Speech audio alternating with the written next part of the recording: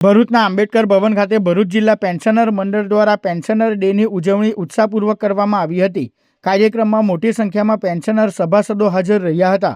આ પ્રસંગે લાંબા સમય સુધી સરકારી સેવા આપીને નિવૃત્ત થયેલા પેન્શનર ભાઈઓનું શાલ તેમજ સ્મૃતિચિહ્ન આપી સન્માન કરવામાં આવ્યું હતું।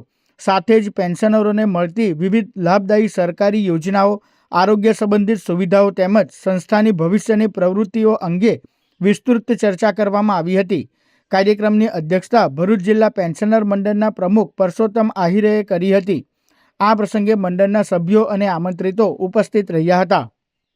અનેક એના પ્રશ્નો જે હોય એ પ્રશ્નો અંગે અમે સરકારશ્રીને જે તે સંબંધિત અધિકારીઓને રજૂઆત કરીએ છીએ અને એનો નિકાલ લાવીએ છીએ।